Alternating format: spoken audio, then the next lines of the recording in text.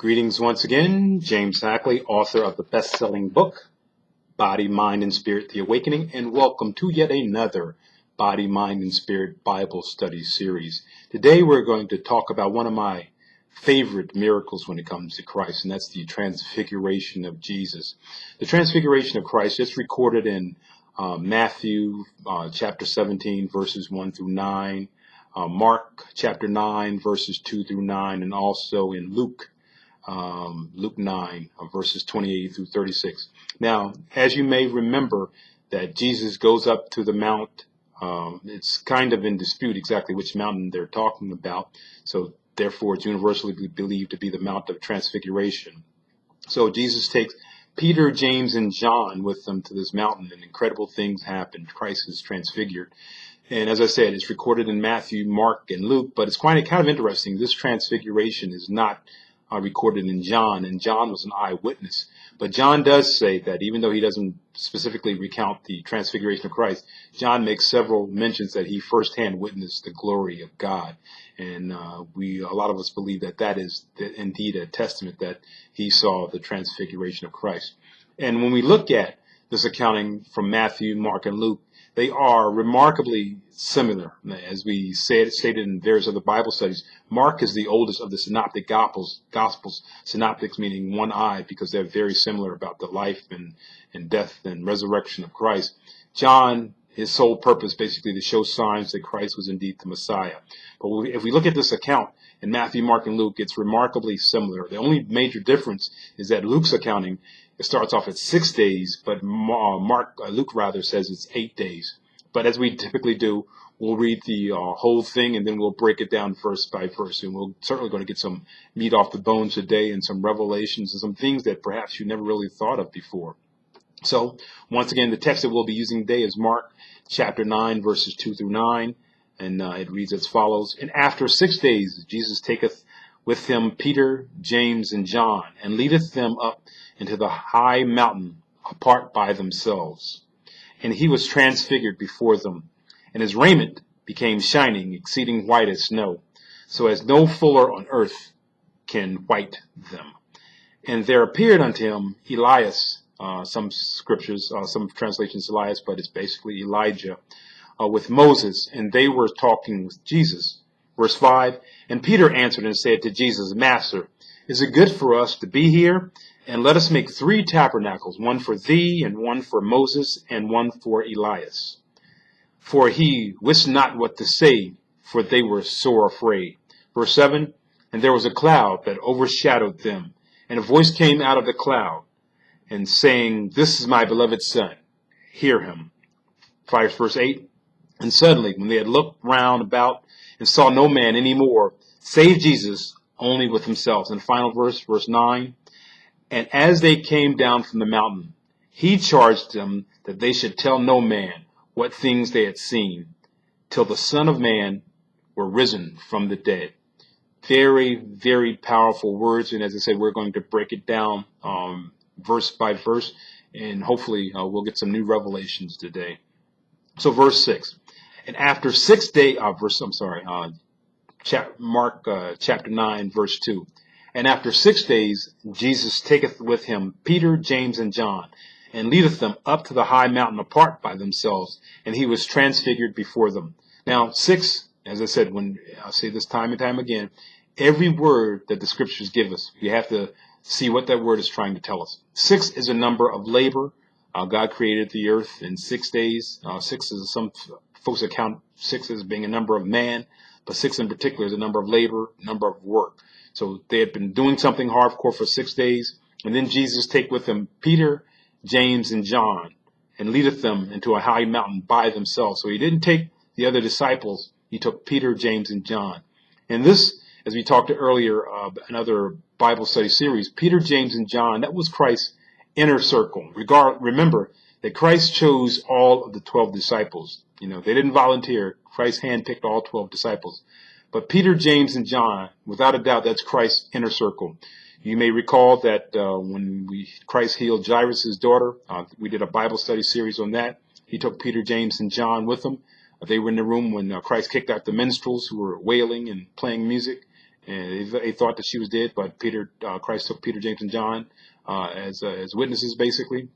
Also, the Garden of Gethsemane, right before the centurions came to take Christ away for trial on that Friday, he took Peter, James, and John with them as well. And if we look at Peter, James, and John, we might ask the question, well, what is special about these three characters as opposed to the other disciples, if you will? We know, everyone knows, I guess, the infamy of Judas Iscariot. That's the one who betrayed Christ. Everyone knows Judas if you don't know the other 11 disciples. But there are some minor figures as well. But James, this particular James is one of Christ's inner circle. He's known as James the Greater, or James the Great, because there are actually two James that are referenced as the disciples. There's another one called James the Less. That's a disciple as well as there are two Judases.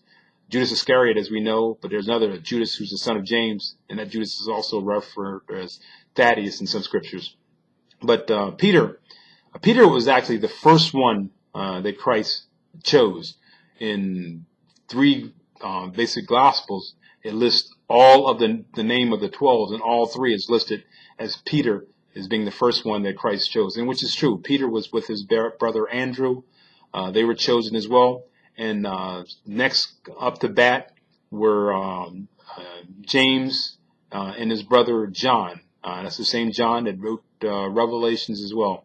James, we don't know much about James. He's a minor character, but there's something about him that he was close to Christ. As a matter of fact, some theologians, if you do your homework, a lot of theologians believe that James and John, they were brothers, but they were also cousins of Christ as well.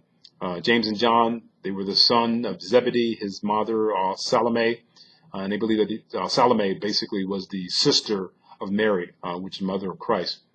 So perhaps that accounts for the reason why James and John were so close along with Peter. Peter, as we know, he was outspoken. He was the first one that Christ chose, and when they were up in Acts, the first sermon basically that saved 3,000. Peter was not only the mouthpiece, but he led that sermon as well. So Peter has always been a very outspoken person.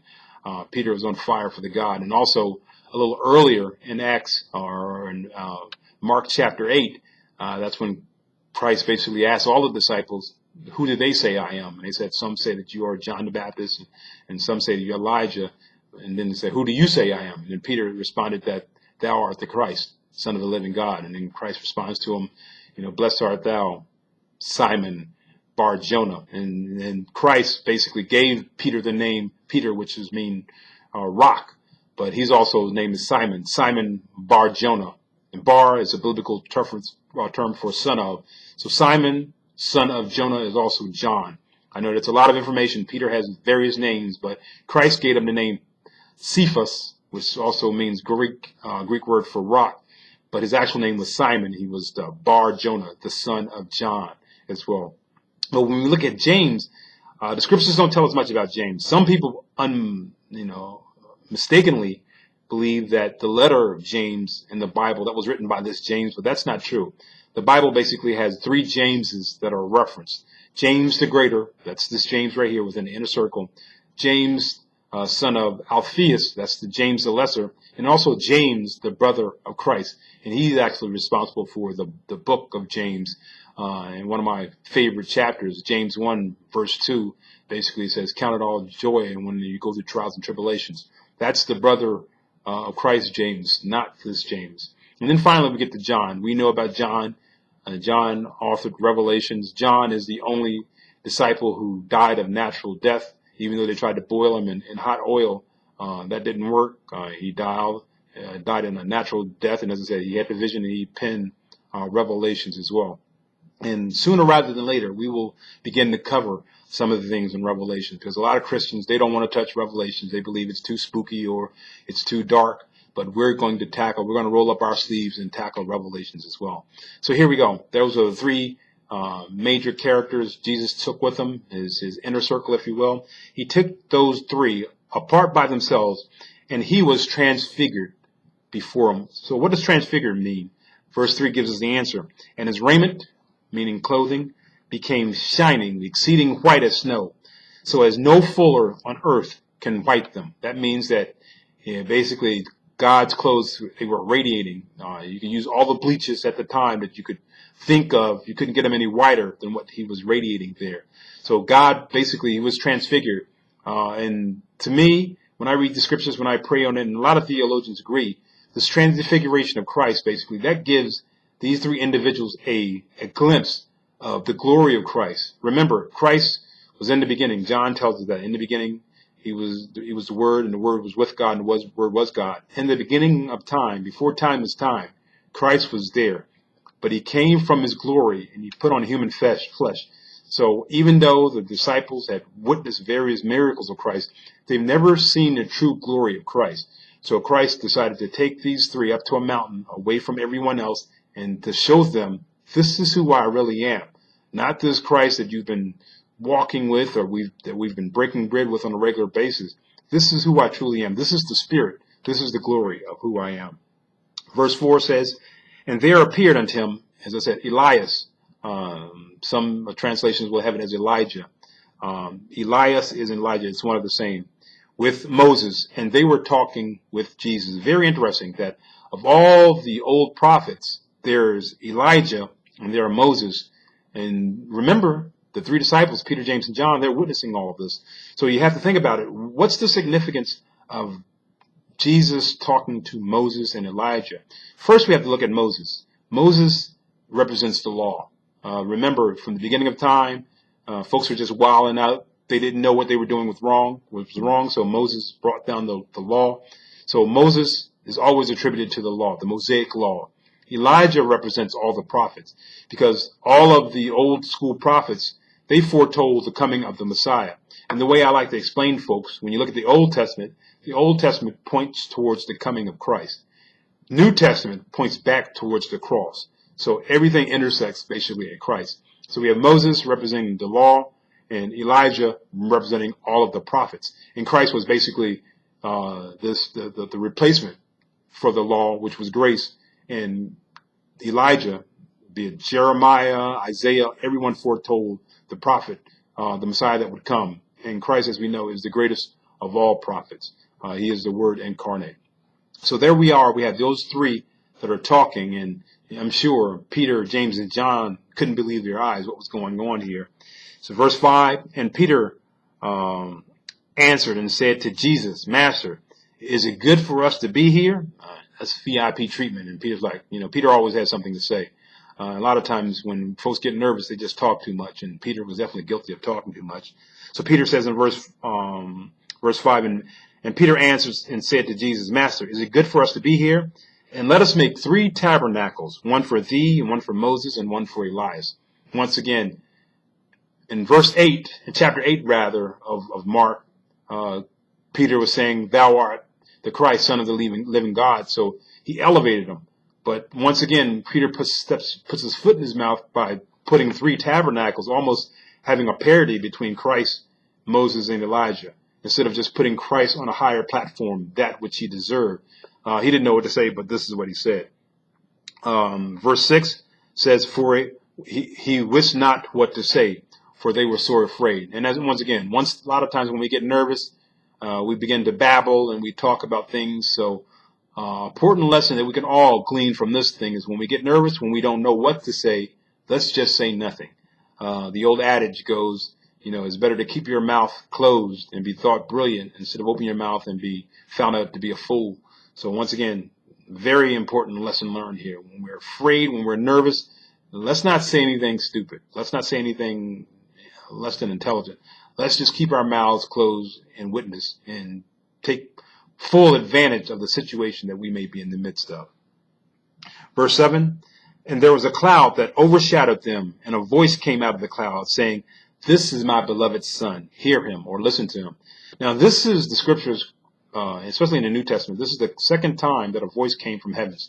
The first is found in Luke when John the Baptist is baptized and then Christ comes on the scene. And after Christ is baptized by John the Baptist, the voice comes out of the heavens. This is my Son in whom I am well pleased. And this is another situation as well where Christ, God the Father says, this is my beloved Son. Hear him. In other words, listen to him. And this is very telling as well. We have Moses representing the law, and he's talking to Jesus. And then we have Elijah, the prophet. But Christ is saying, yeah, Moses represented the law. He brought down the Ten Commandments. But this is my son. He has a new paradigm here. You need to listen to him. Not necessarily to disobey or discount the Ten Commandments and discount the law. Because remember, Christ said he came not to abolish the law, but to fulfill them. So God, the Father, is telling everyone that this is my son, my beloved son. Listen to him. So listen to what Christ has to say. And another interesting point as well. The old, back in Deuteronomy, I can't recall the chapter right now. I think it's chapter 19, verse 6, thereabouts. There's a thing that referenced in the old Levitical law that you need three folks to basically to testify against something or to testify for something. So here we are. Jesus take Peter, James, and John with them, earthly eyewitnesses, if you will, to testify of this event. But in the heavens, we have not just Jesus, we have Elijah, we have Moses, and we have the voice of God, God the Father as well, testifying to Christ, testifying to the Messiah, testifying to the divinity of this. So three, and I've said this multiple times, three is God's number, but three is also a number of fact. Where two or three are gathered in my name, I am there with them. Where two or three agree on something, when you touch and agree on something on earth, God will make that thing happen in heaven as well. So three is a very powerful number. Three is a number of agreement. Three is a number of testimony to an event or to an occurrence. Verse 8, and suddenly, when they had looked around about, they saw no man save Jesus, only with themselves. So there they were, the Peter, James, and John. They're just amazed, dumbfounded. They're seeing Elijah and they're seeing Moses. And then some of you may even ask, well, how did they know it was Elijah, or how did they know it was Moses? And that could be answered in a couple of ways. Number one, since they were talking, Jesus, Elijah, and Moses, they may have heard Jesus to refer to Elijah as Elijah. They may have heard Jesus refer to Moses as Moses. That's the easiest way that they knew exactly who was there. But another way is sometimes God just gives us that spirit of understanding, to understand the situation, to understand the moment that we're in as well. And also, the question must be asked, well, what were they talking about? Very interesting. A lot of things they could have possibly been talking about. I personally believe that Jesus was basically telling Elijah and Moses to go tell the saints that I will be there, because I will basically descend to the depths of hell, and I will bring back with me the keys to hell and the keys to death. Because remember, prior to this, no man had gone to heaven. Some of you may say, hey, Brother Hackley, I don't know about that. What about Elijah? He rode off in a chariot to the heavens. Or what about Enoch? Enoch walked with God. And we have to remember, when we think about heaven, there's a big H and there's a little h. Big H is where God dwells. The little h in heavens is just going to be the skies. And also, there's a very interesting thing as well. And I hope you guys really get this. Heaven, where God dwells, it's not just up. When we were kids, we believed that heaven was up and hell was down. Heaven is deeper than that. Heaven is everywhere. Heaven is another dimension that surrounds us even today. Heaven is inside of us. God that lives in us, that's part of heaven. So heaven is not just going up and hell's not just going down. And the same is true with hell as well. Hell is not, if you go down to the center of the earth, yes, it's hot down there. There's molten lava. But if you keep drilling, you're not going to find hell. If you keep drilling to the center of the earth, basically you're going to come out on the other side. That's the old thing they used to say when we were kids. You keep drilling to the earth, you're going to come up in China. So hell is not down. Heaven is not up. Heaven is basically, it's a dimension that we cannot see with our natural eyes. It's a spiritual dimension. But with that said, prior to Christ, everyone who died did not go to heaven. They were not in the presence of God. And we'll talk about this in detail in another Bible study. But what happens basically at that particular time, all the old saints, all the old believers up to Christ, when they died, they went to a place called Sheol. Sheol, Sheol. You can Google that, and I'll post this as well with the notes. Sheol was a grave or pit. It was a resting place. And also, the devil and all of his minions, they went to the depths of hell. Another way to think of it is the story of the rich man who was dressed in purple. They never gave his name, and the poor man Lazarus. Remember when Lazarus, not the Lazarus that was brought back from death, but this was the Lazarus in the parable that Christ spoke of. There you go. You have a rich man and a poor man. They both die about the same time.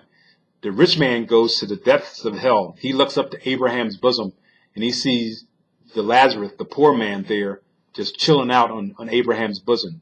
But both of them were in hell. There were two levels of hell, basically. The lower depths of hell, that's where the Satan and his minions, that's where they were cast to when they were kicked out of heaven.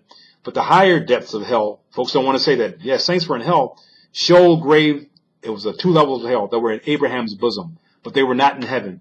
So I believe, that's a lot to say, but I believe that when Christ was talking to Elijah and when he was talking to Moses, he told those old saints, in the spirit realm, when you return back to Sheol, when you return back to Abraham's bosom, tell all of the saints there that I will be there to free them. I am the way, so they could finally be in the presence of God in heaven. And the final step on this, if you're still doubting that some of the old prophets, no one went to heaven, Christ himself says that no man who has not ascended from heaven shall go to heaven prior to his arrival.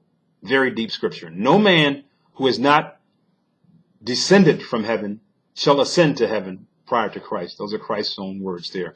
So that's what I believe they were talking about. They could have been talking about other things as well, but I was just thinking that what could they have been talking about? He was telling them, the old saints and old prophets, that, tell everyone there that I am the way. I am that Messiah that they foretold. Isaiah, who was in Sheol or Abraham's bosom, Jeremiah, everyone who predicted my coming. I am here, and I will be down there very shortly to free them from the bondage of death. And then finally, verse 9, and as they came down from the mountain, he charged them that they would tell no man what things they had seen till the Son of Man had risen from the dead. Many, many times when Christ performed a miracle, he told those around him, don't tell anyone, because he did not want to hasten his arrest. He did not want to hasten the crucifixion, because he knew those things were inevitable. But they needed to be done in God's time instead of man's time. And as soon as the word got out, as soon as the Pharisees and Sadducees heard about this transfiguration, they were basically, a lot of folks, when they don't understand something, they get nervous and they try to kill that which they didn't understand. So Christ told Peter, James, and John, don't tell anyone. That means don't even tell your other disciples until I have risen from the death. Tell the Son of Man were risen from the dead. And they still didn't understand this concept. They didn't understand that Christ would have to die, would have to come back from the dead as well. But we have the perspective of looking back on that situation, of retrospect. We have that privilege. So we know that Christ indeed, 3 days later, he got up from the grave. And that's how we got our salvation. Once again, I thank you for your time. And as always, I will post the scripture that I referenced under the comments field. And if you have any questions, please send your questions to info@jameshackley.com, or you can just post your questions under the blog as well. I thank you for your support. It's amazing, the response that I'm getting from you guys from the Bible study series. So I know that what God has told me to do, that I'm indeed on the right track, and I'm glad that I was obedient to him. And we will continue to do this as well. When we look at the Bible, there are 66 different books in the Bible, 800,000 words in King James Version. There are a lot of things to talk about when it comes to Bible study. And at least once a week, if I don't do it on Sundays, I'll do it on Tuesday when we have our Bible study at Holding Whole. I will be posting a video. But if there's something in your mind, something you don't quite understand, a topic that you want to discuss as well, please send me an email and we'll certainly talk about that. But as always, I encourage you to go to my webpage. Make sure you get a copy of this life-changing book, Body, Mind, and Spirit, The Awakening. And until next time, God bless.